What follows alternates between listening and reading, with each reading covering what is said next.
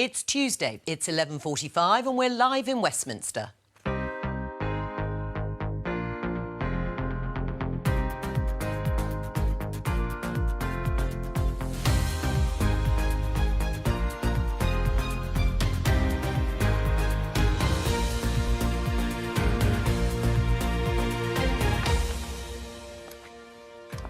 With me today, Boris Johnson supporter Kwasi Kwarteng, Labour MP Clive Lewis, BuzzFeed's Emily Ashton and Sam Lister of The Daily Express. So, what's going on today? Jeremy Corbyn demands a referendum on any Brexit deal pursued by a Conservative Prime Minister and will campaign for Remain. Donald Trump says he won't work with the UK's ambassador in Washington. How should the government respond? You can't change an ambassador at the demand of a host country. And we investigate the UK's opioid epidemic. I always joke to people that I rattled when I walked because I took so many of these drugs. Physically, physiologically and psychologically, I probably was an addict. Let's start with the Conservative leadership contest. The only head-to-head debate is taking place this evening on ITV. Will you be watching? Yeah, I will be. I think it'll be a very interesting time. I think they're both strong performers. I look forward to a vigorous debate. Right. Is it something that Boris Johnson could lose support over? Well, look, I mean, any debate people will look at with an open mind. I think people will be very interested in trying to trip him up. He's supposedly the front runner at the moment. So there's a risk, of course there's a risk, but I think he'll perform well. I think he's got a strong message. And when I was in the constituency just a couple of days ago, I think there's a lot of support for him. Clive, will you be watching the debate? No.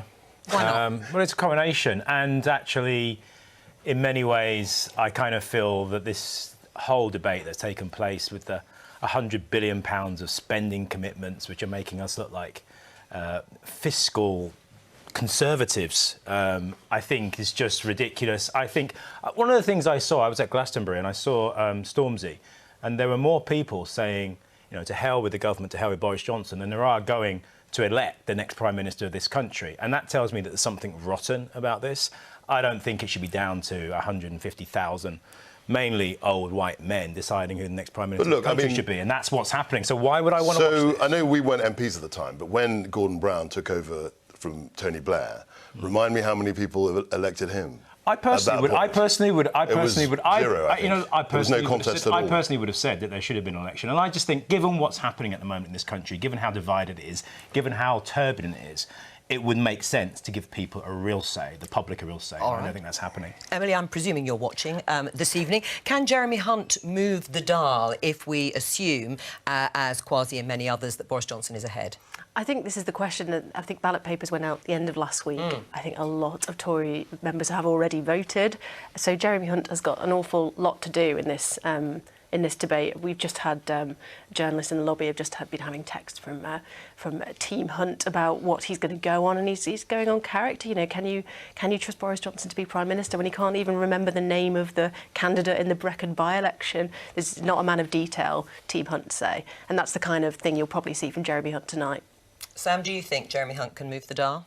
I think it's very difficult. We think possibly about half the members have already voted, and so there's not really an awful lot of room for him to make up ground.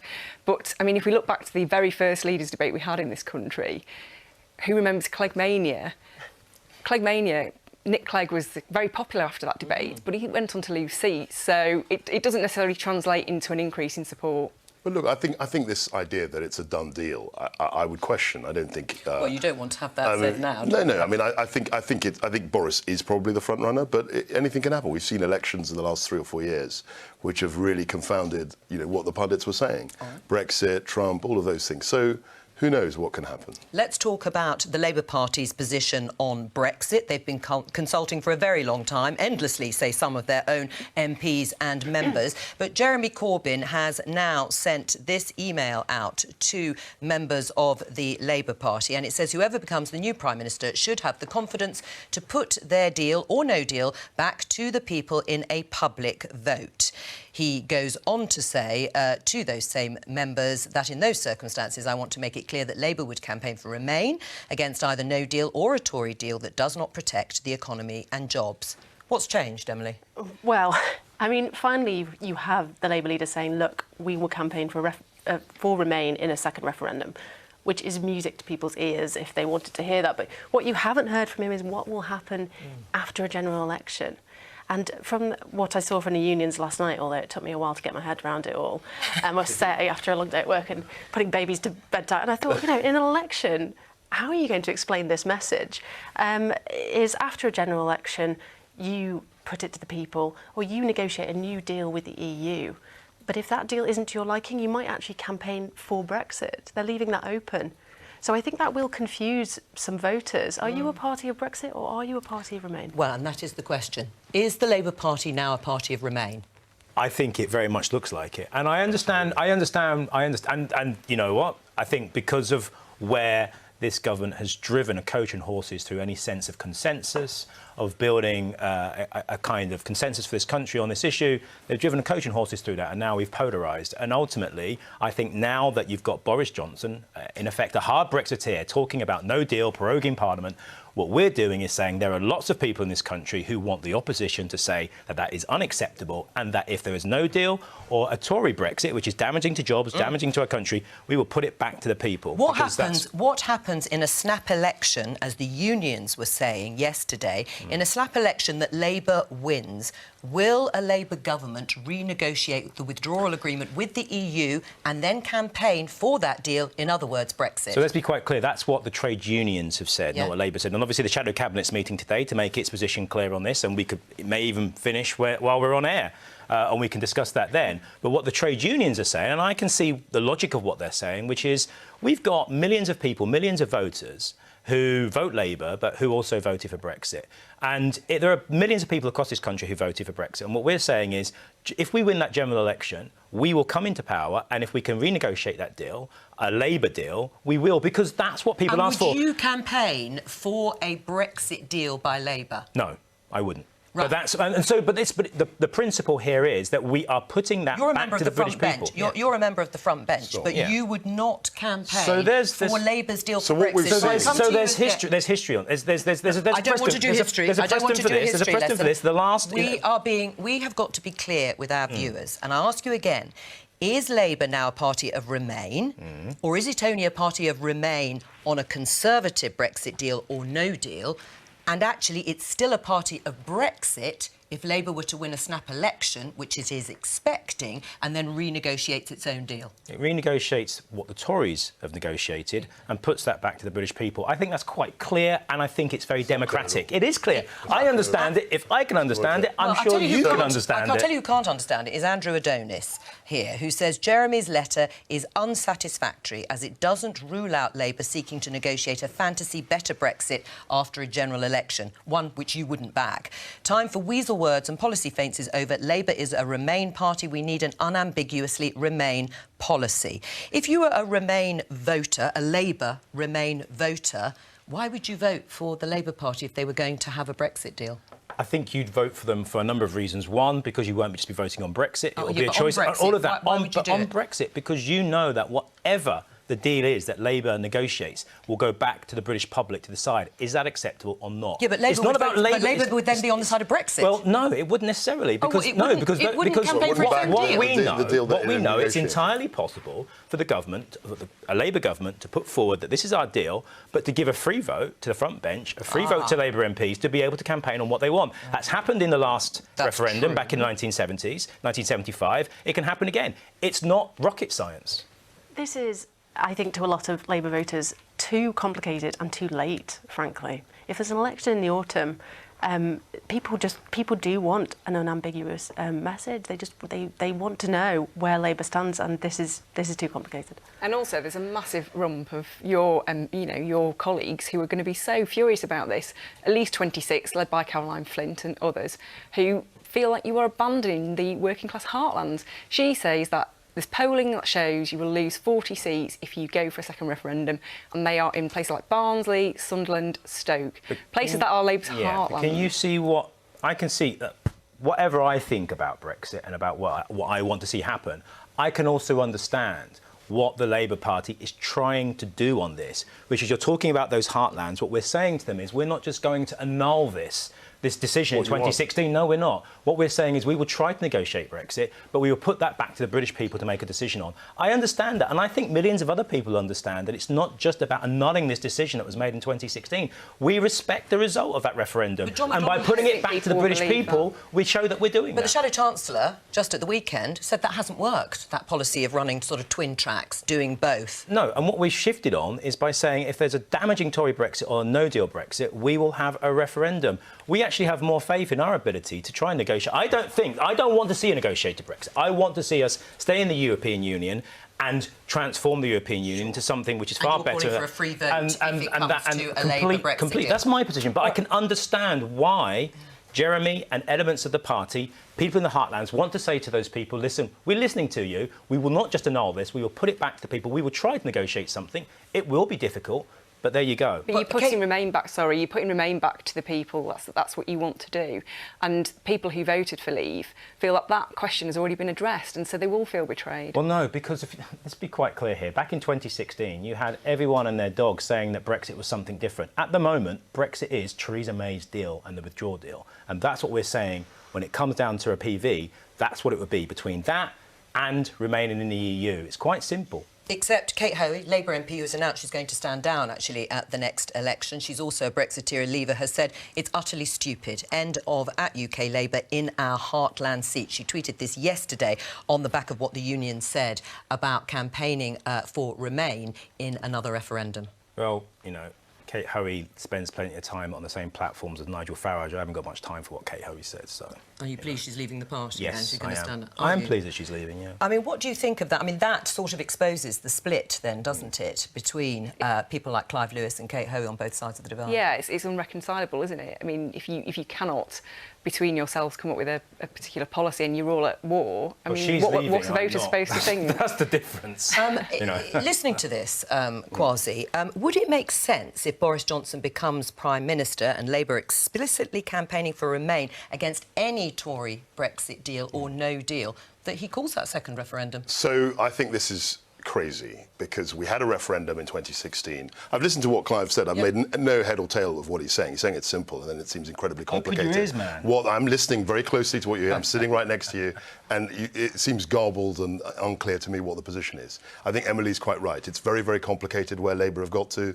There was a referendum in 2016. There was a general election in 2017. The Labour Party committed to honouring the referendum, and now it would appear that they want to reverse the referendum. And I think that's what viewers and voters will be thinking. One more question, Clive, because you said when you were talking about the announcement by Jeremy Corbyn that if Labour renegotiated the withdrawal agreement and came up with a better Brexit deal, that would go back to the people. That's not been confirmed by the Labour Party. Is that what you're expecting? No, that's what the trade unions were saying. I was quite clear. That's what the trade But unions that's were saying. not Now, what Jeremy Corbyn said, so they wouldn't necessarily go to a referendum, would it? So we will see what comes out of the shadow cabinet What would you today. like to see? Would you expect any Labour negotiated deal to go to a referendum? PV under any circumstances. Yeah. People's vote under any circumstances, Under with any a free vote for all Labour ministers. 100%. Right. So this is that goes to the heart of the contradiction and the split in the Labour Party. There are a number of Labour MPs who want to honour the referendum because they see their vulnerability in northern seats. There are a number of other people who are mainly London-based. I know Clive isn't, but they represent London constituencies who want essentially to reverse and revoke the referendum, and this is what Andrew Adonis... At least Andrew Adonis is honest. At least he says Brexit is a hideous blunder in his view, and we want to reverse it and abolish it, essentially, revoke it. The Labour Party, for too long, have not been very clear about where they stand on this, and I'm afraid they were very clear in their manifesto that they would honour the referendum, and now it would appear that they're doing the reverse of that. All right, well, let's listen to Lord Hague, former Conservative Party leader. He was talking on Radio 4's Today programme about Brexit. Let's have a listen. Conservative Party now faces massive twin threats to its viability as a governing party. One is a failure to deliver Brexit. The Brexit Party is thundering down behind it. But the other is delivering a Brexit with those three attributes I mentioned earlier, of defying Parliament, of ignoring the legitimate concerns in the economy, of endangering the union of the United Kingdom. That is as great a threat. Do you agree it is as big a threat, he said, as the failure to deliver Brexit is defying Parliament? No, I don't agree with him. I think it is a threat, but I think when politicians say one thing and do the exact opposite of what they said they do, that's a much bigger threat in terms of people's trust than a hypothetical threat of the union. Now, I don't think the union is guaranteed. I think we've got to campaign for it every day. But I remember in 2016, people were saying the SNP would do really well in the 2017 general election. And you know what, Joe? They lost a third of their seats. But what about They lost a defying third of Parliament their in seats. terms of proroguing Parliament? In other words, shutting it down in order to push through a policy, rightly or wrongly, if it's Boris Johnson. Would you be prepared to see that happen under a Boris Johnson government? There's a lot of talk about the prorogation of Parliament. It's a matter of fact. This session of Parliament has lasted longer than any session for 300 years. So you would be we haven't prepared had a to do Queen's that? speech. No, I'm just answering your question fully. We haven't had a Queen's speech since 2017. So I don't think we should prorogue Parliament, but certainly there is time. And it is now a point where we need to have a new session. We need to have a new Queen's speech and we need to have new bills. I think a lot of MPs, and not least from your party, would think that you say that honouring a promise is more important than the possible fallout from no deal, which means possibly people's businesses going under, people's livelihoods under threat. And there will be Tory MPs that are worried about that. I agree with that. But the point we're in, and this is the point that William Hague made, is that we now have a thing called the Brexit Party. That is very real. It won the European election. We can dismiss that, but it won the European election in a seat like mine, in Spelthorne, the borough, they got 40%.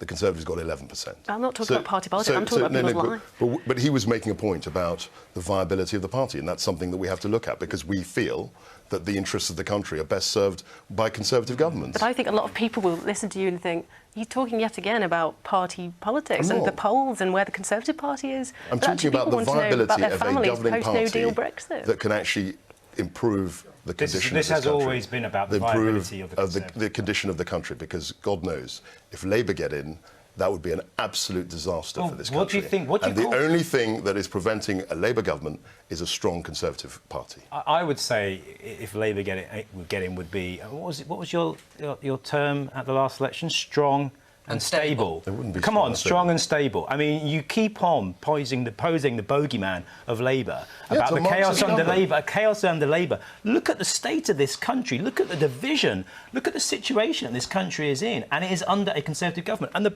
bottom line is, Brexit has always been about the internal machinations of the Conservative Party, and it is the country that pays for it. The rest of us that pay for it. And everything you've said, talking about prorogation of Parliament and so on, the fact that you have potential prime ministers not ruling this out, to do this would be, you call us a Marxist government, to do this would be undemocratic. And it would be authoritarian on a scale that we've never seen before. And the fact that your two leadership candidates cannot rule it out is absolutely outrageous. So, absolutely outrageous. Kwasi is my name. Kwasi. So it'd be nice if you get. Sorry, Kwasi. Sorry. Good.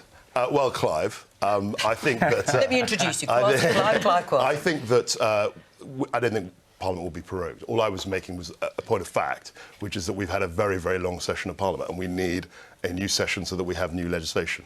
That's just by the by. But what he said about the state of the country, I don't recognise the dismal picture you portray. Open your eyes. I think we do have political divisions, but we've got an economy that's growing, that's expanding. We've got record employment. We've got record employment levels. Record child poverty. Employment levels. Record waiting times in the NHS. And I think that the Labour economic programme is a real risk to British prosperity. Well, then let me put this to you. The former Attorney-General, Dominic Grieve, is hoping that his amendment to the Northern Ireland Bill will be selected today, and that would try and stop a future Prime Minister, like Boris Johnson, shutting up or suspending Parliament in order to leave the EU without a deal. If it is selected by the Speaker, John Bercow, how will Tory MPs be expected to vote? I imagine they'll vote against Grieve's, what is essentially a wrecking amendment. They're going to vote against it. I mean, Grieve is no friend of the Conservative government trying to deliver Brexit. He's voted against us dozens and dozens of times. He's a Conservative MP. He is a Conservative MP. Should but he's Theresa May not give MPs a free vote? He is a Conservative MP, but what he's been doing, he's been trying, and he's very open about it, he wants to stop Brexit. And he's entitled to do that. But our programme, and what he was elected on, was to deliver Brexit. He might not be a friend of government, but he's a friend of democracy, I would say. He's a friend of his own interests and what he sees as... Does he have a place in Boris Johnson's party if he becomes Prime Minister? Well, it's up to his local party. I understand that his local party have, called into question his continuing to be their MP. Do you But that's agree up to with them? them. Do you That's agree up to with them. I think Conservative MPs should be trying to deliver the manifesto on which they stood, and it happened to be the case that in our manifesto we said very explicitly that we wanted to leave the EU and we wanted to. And he's not here, but what's the government whip? What should it be then if that amendment is selected? Well, I'm not in the whip's office, but I imagine. But you are a minister. I am a minister, and I imagine we will vote against his amendment. And the whip would be that that's I don't know what's what the whip expected. would be. But I mean, what should it be? I'm asking your opinion. The wrong person. I think we should vote against his amendment, certainly, because he's trying to wreck Brexit. That's what he's trying to do. All right, let's turn to Donald Trump and his extraordinary intervention yesterday following leaked emails and memos from Sir Kim Darroch. Let's have a look at what he said, of course, using Twitter, as always. I've been very critical about the way the UK and Prime Minister Theresa May handled Brexit. What a mess she and her representatives have created. I told her how it should be done, but she decided to go another way. I do not know the ambassador, but he is not liked or well thought of within the US. We will no longer deal with him. The good news for the wonderful United Kingdom is that they will soon have a new Prime Minister. While I thoroughly enjoyed the magnificent state visit last month, it was the Queen who I was most impressed with. Well, as I say, that is an extraordinary intervention and criticism from the leader of another country. Humiliating for Theresa May. I don't think it's humiliating because I've never heard anything like everybody knows what Donald Trump is like. Everybody, it's not unexpected. Well, even by his standards, that's quite extraordinary. Maverick forms of expression. He's not very diplomatic, and this is something. This is way beyond being undiplomatic. Do you remember when he came here last year? He criticised the Prime Minister openly last year when he was here on British soil. It must stick in the craw. Having invited him, as Clive said, on a state visit and entertained him. He was standing on the steps of Downing Street with the Queen. He said he enjoyed himself. With the Queen. He said it was a wonderful state visit. It makes a mockery of the sort of diplomacy the Conservative government has talked about being friends with Donald Trump. It's a Donald Trump issue. He's a maverick. He expresses himself very freely, and we knew those opinions. I mean, he said them before. That she's made a mess he said of that it. last year. He said last year that he would have solved Brexit and that we should sue the EU. That's what he said. I'm not trying to defend him. I'm just saying he said these things before. This isn't a surprise. Well, you don't think it's humiliating for Theresa May, and perhaps that's because, actually, Boris Johnson described Theresa May's Chequers plan also as humiliating and a mess. So, actually, is he right, Donald Trump? What a mess. If things had gone well, would she have resigned? We wouldn't be having this debate. We wouldn't be having an election contest. So clearly something has happened. She didn't deliver the deal. I thought it was a good deal. I campaigned for it. It was voted 3 times, down 3 times. And we need a fresh approach. And, you know, it would be very childish to pretend otherwise. I think you're right. I think Boris and Donald Trump have much in common, as well as their assessment politically and as well as their assessment of the Chequers plan. I mean, Trump is a bounder and a cad of the First Order. He has allowed Theresa May to, against the best advice of people like myself and most of the Labour Party and a big chunk of this country who came out to demonstrate against him, allowed him to come over on a state visit. She literally prostrated the country and the Queen before him. We now know that it was for his re-election bid for a second term as president. It's kind of boosted that, and he's now turned around and quite frankly, whilst I'm no fan of Theresa May, I have to say I feel sorry for her. She's done this for him, and he's turned around. And this tweet, when I read it, it's awful. It's absolutely awful. He's the most unclassy of leaders, you know. And she is very classy in comparison. And I was at the Chequers press conference when they were standing alongside each other, and you know, she held his hand as he walked down the steps. She was so kind to him, and for him to tweet that, and it just underlines what Sir Kim Darroch was writing about him, frankly. You know, that is the kind of man he is. And you know, in her last 2 weeks of premiership, wouldn't it be great if she really said what she thought about him? Yeah, I mean, look, I'm not saying that he's acted well, but we know who he is. This is the kind of thing he does. And it is humiliating. And it's not surprising. And I think the government can rise above his tweets, frankly. Right, well, we're showing some pictures there of them being greeted in Downing Street by the Mays, Melania Trump and the President, Donald Trump, all looking very friendly there, if slightly awkward when they're standing on the steps. Which brings us to the next point. He's pretty well severed relations with the UK's ambassador to Washington. What would Boris Johnson do about Sir Kim Darroch if he's elected? Sir Kim Darroch is a fine public servant and he was doing his job. And I don't see why he should be penalised for reporting, frankly. The leak, I'm afraid, was a disgrace. But I think Kim is So Sir you Kim would is doing expect a a good Boris job. Johnson government, of which you may be part, to keep Sir Kim Darroch? I don't know what the policy will be. I mean, it's not, you know, frankly, in my pay grade to decide No, or to know whether I understand that, Kwasi, they were going to keep him. You are a free-thinking individual, and Thank what you. I'm trying to say, you're very welcome. And what I'm trying to say to you is, should he, on the basis that the President of the United States has said, pretty well, get rid of him or I won't deal with you, should Boris Johnson stick with our man in Washington? My understanding is that his time is coming to an end anyway. I mean, I think he got it extended. It was meant to come to the end, I think, earlier this year. I think he's out probably beginning of next year. So it was coming to an end anyway. Right. I mean, isn't that the pressure, though, Yeah. on a new Prime Minister to cave in to President Trump? And that's what it'll look like if he's got rid of. I mean, it's been awful for Theresa May for the comments, but actually she's off in 2 weeks, and this is now a real problem for the next Prime Minister.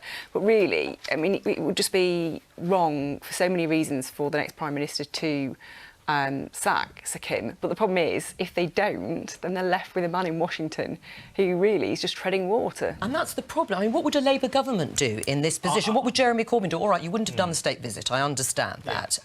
But you still need to work with the President of the United States. Completely. And I think it's more critical than ever that we show solidarity with Sir Kim, because he has given honest appraisal of this government, which of the Trump administration, which our government has used. It's used it in its assessments of how to deal with Trump, whether we agree with the conclusions they've come to. He gave honest, open assessment of that Trump administration, and assessments I think the vast majority of British people in this country would identify with, and most pundits would understand. So it's right and proper. The leak, this was confidential information, and it's right and proper that the British government and the next Prime Minister stands by him. And quite frankly, if Donald Trump doesn't want to engage with him, there are lots of other people on Capitol Hill and across Washington who will engage with him. So I think it's really important that we stand by our civil servants who has done his job properly. Right. So Clive is quite right. I mean, there are lots of people in Washington that an ambassador would be seeing, and one assumes there'll be senators, there'll be people on the Capitol Hill. You don't think it's going to extend right across Capitol Hill? There'll be House of Representatives people, there'll be industry people, there are all sorts of people that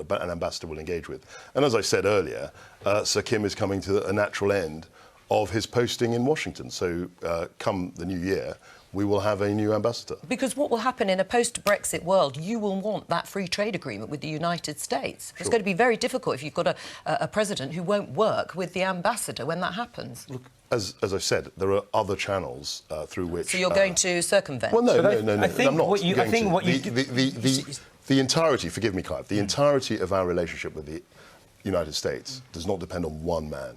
Doesn't depend on one ambassador. All right. There are lots of businesses, there are lots of people who are interacting with the United States all the time. Let's talk about the leak itself, because as Kwasi said, of course, it's the leak that is the focus to some extent in government. Now, Jeremy Hunt, the Foreign Secretary, has said it's possible the leak could be the actions of a hostile state. What do we make of that? Yeah, he's saying that maybe a hostile state may have hacked in and obtained this information. So that is one possibility. Others are pointing towards a politician rather than a member of the civil service, somebody who wants to perhaps help Boris Johnson.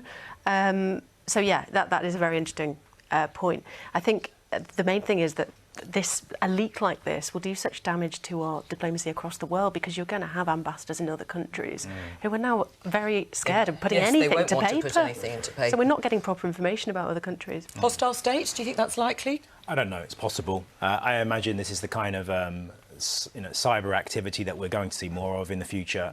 It's something we need to be aware of. But I think the point that's been made by Emily, which is the fact that we need our ambassadors to be able to feel that they have secure communications with their government to be able to speak freely. If you don't have that, then you're not going to get the necessary information you need to make the correct and informed decisions that we need to make. All right, let's move on and talk about something completely different. And that is what some people see as an epidemic of opioid use. Our reporter John Owen has been investigating this very issue for Politics Live.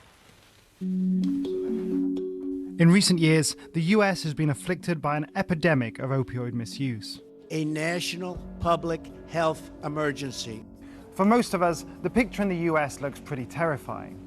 But I've been wondering how worried we should be about the situation here, and whether the UK might even be facing a crisis of its own. People need to be aware that we've got a growing public health crisis which is hidden in plain sight. A BBC analysis last year found that GPs prescribed 24 million opioids in 2017, a rise of 10 million compared to a decade earlier. Obviously the pharmaceutical grade, so the better quality than a lot of street drugs, a lot of street heroin. And a recent report from the OECD identified the UK as having the world's third fastest growing rate of opioid use. So first off, I want to find out what exactly opioids are and why there might be an increasing problem with them in the UK. Opioids are a group of drugs that are related by their chemical constituency. They vary from heroin to painkillers that are in the same chemical class. In medicine, they're used for pain relief. They are very effective for acute pain, although there's more and more evidence that they are not particularly effective for chronic pain. One of the things they all share is they're all addictive. So are we seeing higher rates of prescription and higher rates of dependency? There is a rise in the prescription of painkillers across the country. This is more in the north of England, and it's more in areas of social deprivation.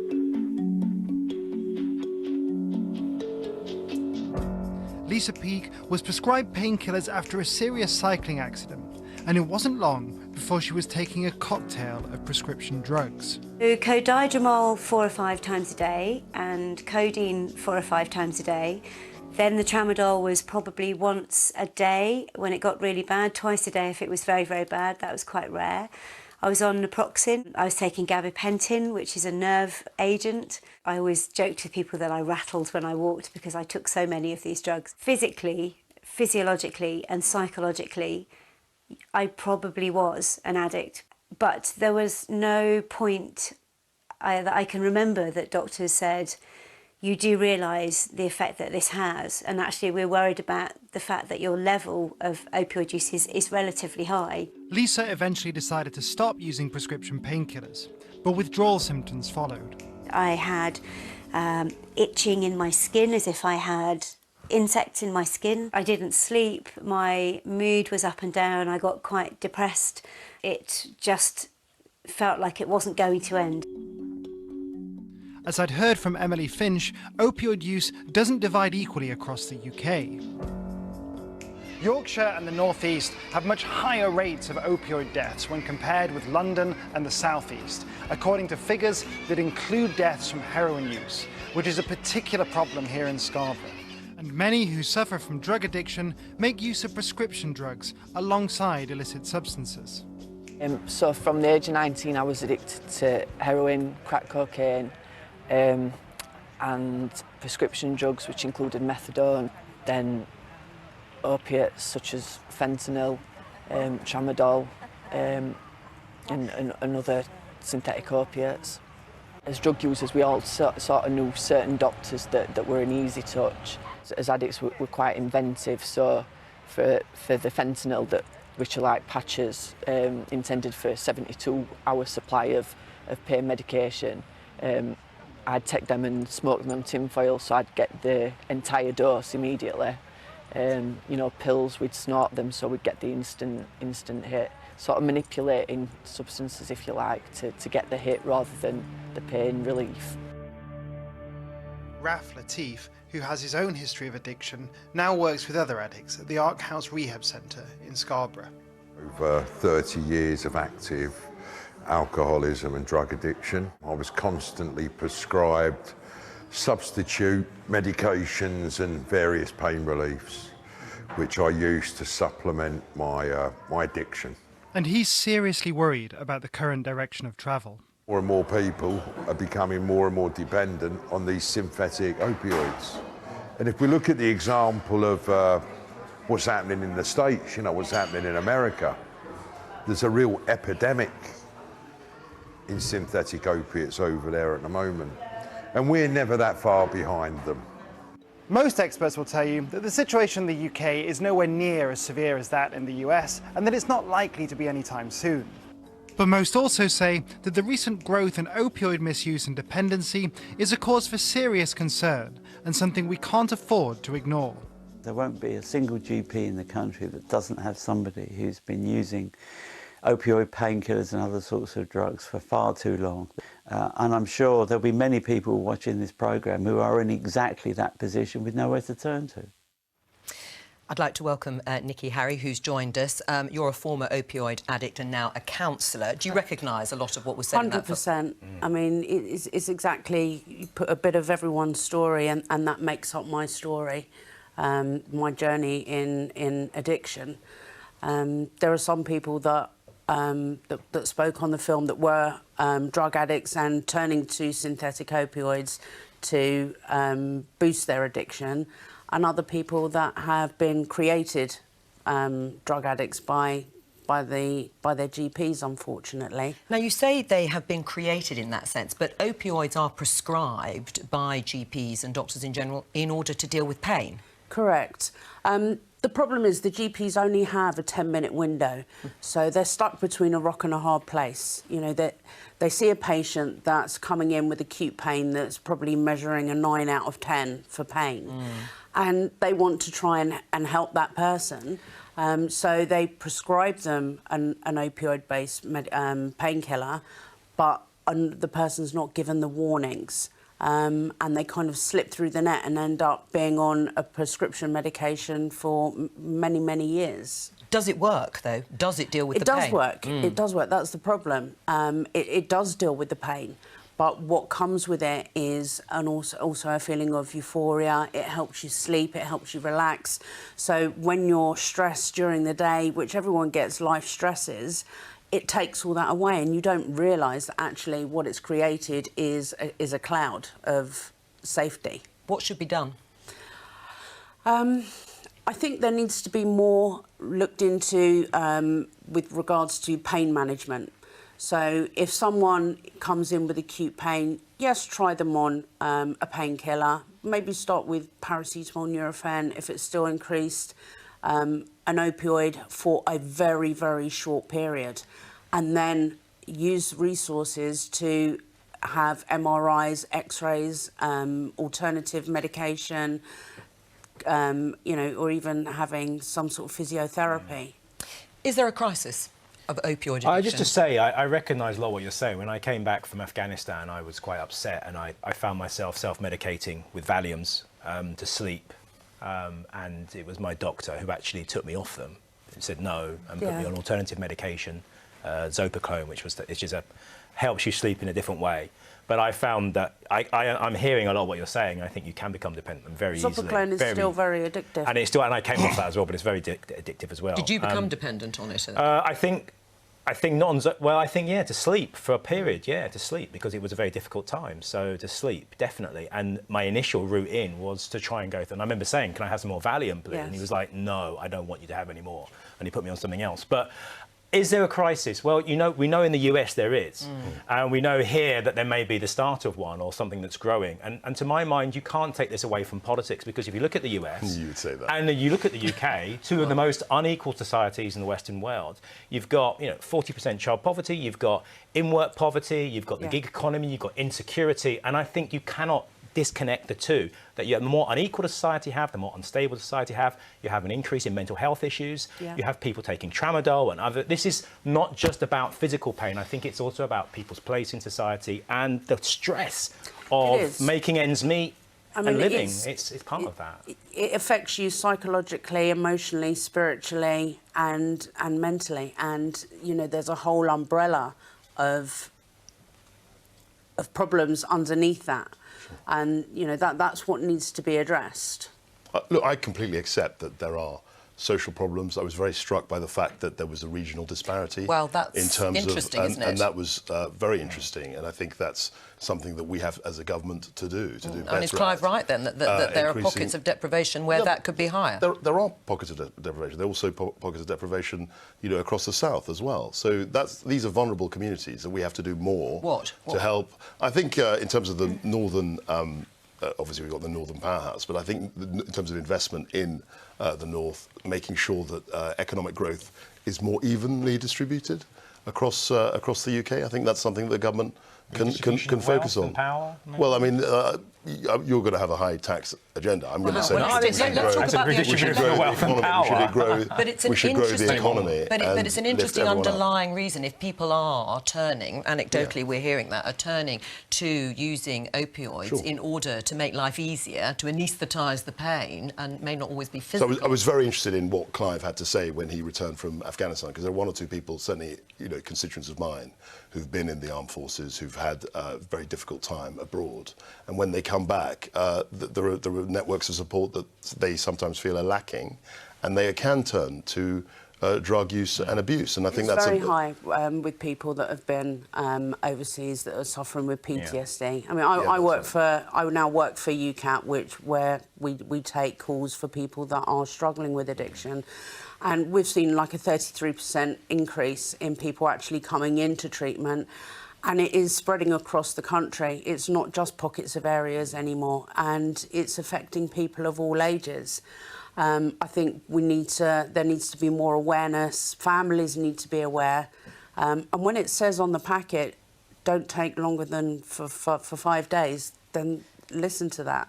And it's also pressures on the NHS, presumably, as well. What you were saying about doctors' appointments. Yeah. You need to be able to give GPs time to be with patients and figure out what the best plan is for them. And possibly more money for treatment centres, pain management centres that are away from GP centres. Sorry.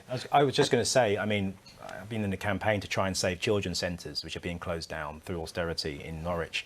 And one of the key things that jumped out at me were the number of mothers who had postnatal depression who came to these centres and were helped and coached back out of that depression. And they're going now. So if they've got a 10-minute window to their GP, rather than the support they could have had from the children's centre, I can see the pathways which are narrowing, which lead them down potentially this path. So I think I'm not going to make a political point on this. I think the main issue, a very interesting video, was there's very little awareness. There's very little knowledge out there in the public about some of these threats. And I think the way in which you can get addicted by a prescription is something which more people should be aware of, many more people.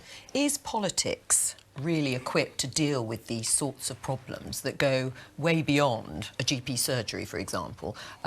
Is it the right place? I think up to a point, politicians have a responsibility, but they're not responsible for all the social ills that affect the United Kingdom. I think politics has its role to play, but there are other forums as well. I mean, in my constituency, you've got churches, you've got network, you've got voluntary organisations. There are wider networks than just political leadership. I mean, I disagree. I think the role of the state is to enable communities to have the time and the ability. I mean, if you think about people now are holding down 3 or 4 different jobs in a week, where do you find the time to be the support network to other people and to have support for yourself? If you're thinking constantly about the stress of, am I going to pay the rent? Am I going to be evicted? How am I going to pay for my children's new shoes?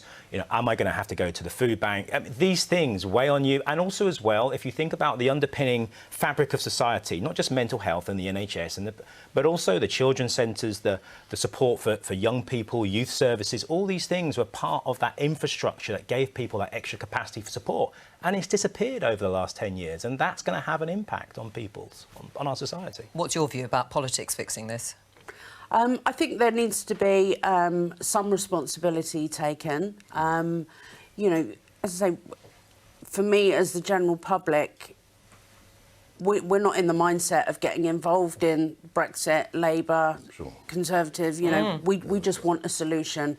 We're housewives, we're mums, we're working people that just want a solution, and we're reaching out and I'm desperate for people to come and offer us a solution rather than just being put on opioid painkillers. Nikki, thank you very much for coming in. Just before we go, I can bring you the news that the Dominic Grieve, the Conservative MP, his amendment that he had laid has not been selected, and that was an amendment to the Northern Irish Bill, which would have been an attempt to stop anyone ruling, or rather trying to rule out no deal. Your reaction, very briefly. There are only 10 seconds, so maybe there's no time for reaction. I'm so sorry, but anyway, go on. I think John Bercow is keeping his powder dry for the autumn. And that's the Speaker. From all of us here, very goodbye and good afternoon.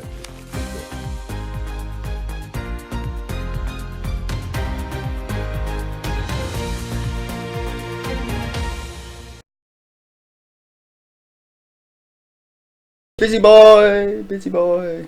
Okay, so that was Tuesday's show. So now next is today's show. Woo. Blew my neck. Just before I start the next stream though, about the Parliament thing. We're still in the EU. The only way we can leave the EU by law, international law as well as our own law, is to not ask for another extension.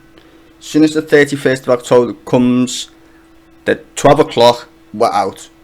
The reason why we didn't leave on the 29th of March is because Theresa May asked for an extension, which by law means that under the agreed treaties with the EU, Lisbon Treaty, etc., we're entitled to ask for an extension. The EU then decides to give us one or not. They give us one, so therefore we're still inside the EU by international law. Just saying. So before you start saying Tilbuck's stupid, you should understand I wouldn't say the constitution, but how the statute book works. First of all, the Prime Minister can ignore Parliament if she wants, but she don't. Now, Parliament can demand a no deal, but the only way they're going to stop it via the statute book is to bring down the government or an amended bill, basically. And they tried that, which was the Oliver Letwin bill, right? Which they took the business of the House and turned it into some shitstorm, where they said Parliament will not allow you to do a no deal. So by Parliament's shit, she weren't allowed to, right? Well, she could have, but that means going against the will of Parliament. Nobody likes to do that because that's a bit of a dictatorship move. Proroguing Parliament is the same thing, basically. What you do is you just shut down the government. By the law, statute book, you can just say, well, fuck, we're having an election or whatever. Shut down the government. Make it for after 31st of October. We leave automatically by law, reconvene Parliament. Government falls, general election happens, but we're still left. Could be a good idea. You never know. We'll see what happens anyway. It's one way to get round Parliament. But there's no actual bills that they can do to stop no Brexit right now, apart from bringing down the government, basically. So it's a bit of a mad one at this point. Anyway, I'll shut up because I'm guessing you want to see today's fucking Politics Live, not listen to me fucking waffle. So I'll be back in about 2 minutes again, and we'll do round 3. I think we got a Hustings after this one. And then that's it until 7 o'clock tonight, I think. Yeah, pretty sure it is. So 2 more shows. The Hustings is on for about an hour or so. So here we go, Politics Live, part 3.